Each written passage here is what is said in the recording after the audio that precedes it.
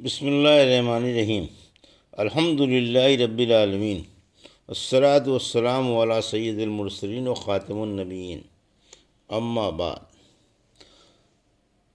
صحیح بخاری باب کتاب الغسل، حدیث نمبر 267، اردو ترجمہ۔ جس نے جمع کیا اور پھر دوبارہ کیا، اور جس نے اپنی کئی بیویوں سے ہم بستر ہو کر ایک ہی غسل کیا، اس کا بیان۔ ہم سے محمد بن بشار نے حدیث بیان کی، کہا ہم سے ابن ابی عدی اور یحییٰ بن سعید نے شعبہ سے، وہ ابراہیم بن محمد بن منتشر سے، وہ اپنے والد سے، انہوں نے کہا کہ میں نے عائشہ رضی اللہ عنہا کے سامنے اس مسئلے کا ذکر کیا تو آپ نے فرمایا، اللہ ابو عبد الرحمن پر رحم فرمائے، میں نے تو رسول اللہ صلی اللہ علیہ وسلم کو خوشبو لگائی۔ پھر آپ اپنی تمام ازواج مطہرات رضی اللہ عنہ کے پاس تشریف لے گئے، اور صبح کو احرام اس حالت میں باندھا کہ خوشبو سے بدن مہک رہا تھا۔ حدیث نمبر 268، اردو ترجمہ۔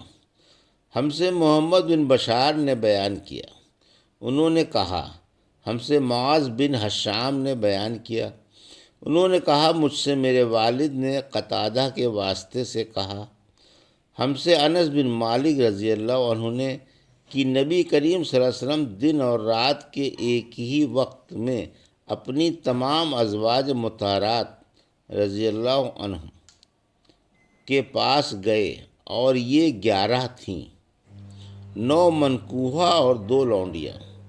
راوی نے کہا میں نے انس سے پوچھا کہ حضور صلی اللہ علیہ وسلم اس کی طاقت رکھتے تھے؟ تو آپ نے فرمایا کہ ہم آپس میں کہا کرتے تھے کہ آپ کو 30 مردوں کے برابر طاقت دی گئی ہے۔ اور سعید نے کہا قتادہ کے واسطے سے کہ ہم کہتے تھے کہ انس نے ان سے 9 ازواج کا ذکر کیا۔ حدیث نمبر 269، اس بارے میں کہ مزی کا دھونا اور اس کی وجہ سے وضو کرنا ضروری ہے۔ ہم سے ابو الولید نے بیان کیا، کہا ہم سے زائدہ نے ابو حسین کے واسطے سے، انہوں نے ابو عبد الرحمن سے، انہوں نے حضرت علی رضی اللہ عنہ سے، آپ نے فرمایا کہ مجھے مزی بکثرت آتی تھی، چونکہ میرے گھر میں نبی کریم صلی اللہ علیہ وسلم کی صاحبزادی حضرت فاطمہ زہرا رضی اللہ عنہا تھیں، اس لیے میں نے ایک شخص مقداد بن اسود اپنے شاگرد سے کہا کہ وہ آپ صلی اللہ علیہ وسلم سے اس کے متعلق مسئلہ معلوم کریں۔ انہوں نے پوچھا تو آپ نے فرمایا کہ وضو کر اور شرمگاہ کو دھو، یہی کافی ہے۔ حدیث نمبر 270، اس بارے میں کہ جس نے خوشبو لگائی پھر غسل کیا اور خوشبو کا اثر بھی باقی رہا۔ ہم سے ابو النعمان نے بیان کیا، کہا ہم سے ابو عوانہ نے ابراہیم بن محمد بن منتشر سے، وہ اپنے والد سے کہا میں نے عائشہ رضی اللہ عنہ سے پوچھا، اور ان سے ابن عمر رضی اللہ عنہ کے اس قول کا ذکر کیا کہ میں اسے گوارا نہیں کر سکتا کہ میں احرام باندھوں اور خوشبو میرے جسم سے مہک رہی ہو۔ تو عائشہ رضی اللہ عنہا نے فرمایا میں نے خود نبی کریم صلی اللہ علیہ وسلم کو خوشبو لگائی، پھر آپ اپنی تمام ازواج کے پاس گئے اور اس کے بعد احرام باندھا۔ حدیث نمبر 271، اردو ترجمہ۔ ہم سے آدم بن ابی ایاس نے بیان کیا، کہا ہم سے شعبہ نے حدیث بیان کی، کہا ہم سے حکم نے ابراہیم کے واسطے سے، وہ اسود سے، وہ عائشہ رضی اللہ عنہا سے، آپ نے فرمایا گویا کہ میں آن حضرت صلی اللہ علیہ وسلم کی مانگ میں خوشبو کی چمک دیکھ رہی ہوں، اس حال میں کہ آپ احرام باندھے ہوئے ہیں۔ حدیث نمبر 272، بالوں کا خلال کرنا، اور جب یقین ہو جائے کہ کھال تر ہو گئی تو اس پر پانی بہا دینا جائز ہے۔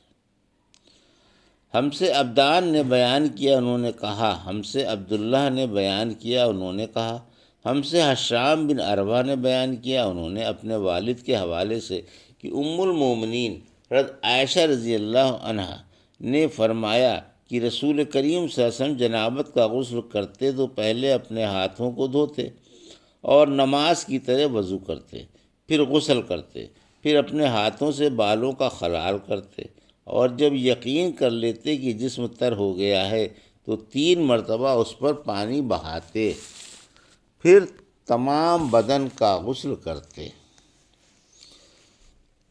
حدیث نمبر 273۔ حضرت عائشہ رضی اللہ عنہ نے فرمایا کہ میں اور رسول کریم صلی اللہ علیہ وسلم ایک برتن میں غسل کرتے تھے، ہم دونوں اس سے چلو بھر بھر کر پانی لیتے تھے۔ حدیث نمبر 274۔ اس کے بارے میں جس نے جنابت میں وضو کیا پھر اپنے تمام بدن کو دھویا لیکن وضو کے اعضاء کو دوبارہ نہیں دھویا۔ ہم سے یوسف بن عیسیٰ نے بیان کیا، انہوں نے کہا ہم سے فضل بن موسیٰ نے بیان کیا، انہوں نے کہا ہم سے اعمش نے بیان کیا، انہوں نے سالم کے واسطے سے، انہوں نے قریب مولا ابن عباس سے، انہوں نے حضرت عبداللہ بن عباس رضی اللہ عنہ سے بیان کیا، انہوں نے ام المومنین حضرت میمونہ رضی اللہ عنہا سے روایت کیا، انہوں نے فرمایا کہ رسول اللہ صلی اللہ علیہ وسلم نے غسل جنابت کے لیے پانی رکھا، پھر آپ صلی اللہ علیہ وسلم نے پہلے 2 یا 3 مرتبہ اپنے دائیں ہاتھ سے بائیں ہاتھ پر پانی ڈالا، پھر شرمگاہ دھوئی، پھر ہاتھ کو زمین پر یا دیوار پر 2 یا 3 بار رگڑا، پھر کلی کی اور ناک میں پانی ڈالا اور اپنے چہرے اور بازوؤں کو دھویا، پھر سر پر پانی بہایا اور سارے بدن کا غسل کیا، پھر اپنی جگہ سے سرک کر پاؤں دھوئے۔ حضرت میمونہ رضی اللہ عنہا نے فرمایا کہ میں ایک کپڑا لائی تو آپ صلی اللہ علیہ وسلم نے اسے نہیں لیا اور ہاتھوں ہی سے پانی جھاڑنے لگے۔ حدیث نمبر 275۔ اردو ترجمہ۔ جب کوئی شخص مسجد میں ہو اور اسے یاد آئے کہ مجھ کو نہانے کی حاجت ہے تو اسی طرح نکل جائے اور تیمم نہ کرے۔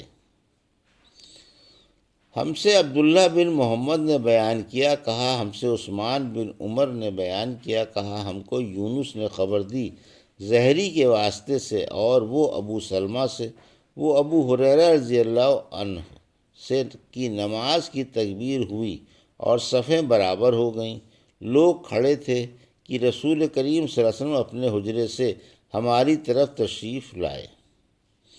جب آپ مصلی پر کھڑے ہو چکے تو یاد آیا کہ آپ جنبی ہیں، پس آپ نے ہم سے فرمایا اپنی جگہ کھڑے رہو، اور آپ واپس چلے گئے۔ پھر آپ نے غسل کیا اور واپس ہماری طرف تشریف لائے تو سر سے پانی کے قطرے ٹپک رہے تھے۔ آپ نے نماز کے لیے تکبیر کہی اور ہم نے آپ کے ساتھ نماز ادا کی۔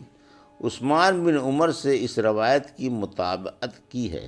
عبدالعالی نے معمر سے اور وہ زہری سے، اور اوزاعی نے بھی زہری سے اس حدیث کو روایت کیا ہے۔ حدیث نمبر 276۔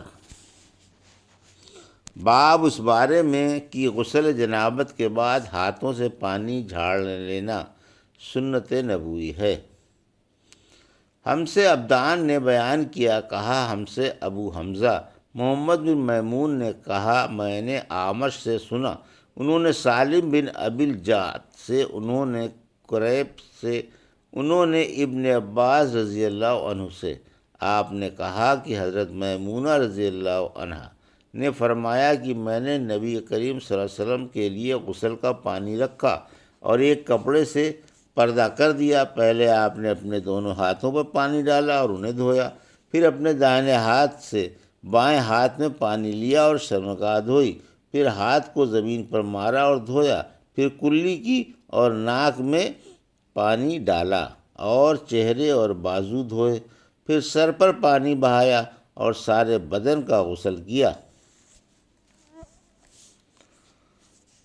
اس کے بعد آپ مقام غسل سے ایک طرف ہو گئے، پھر دونوں پاؤں دھوئے۔ اس کے بعد میں نے آپ کو ایک کپڑا دینا چاہا تو آپ نے اسے نہیں لیا اور آپ ہاتھوں سے پانی جھاڑنے لگے۔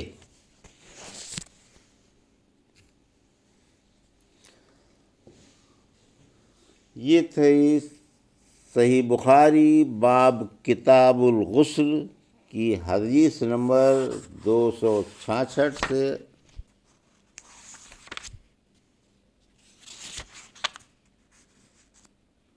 حدیث نمبر 267 سے 276 کا اردو ترجمہ جو ابھی آپ نے سماعت فرمایا۔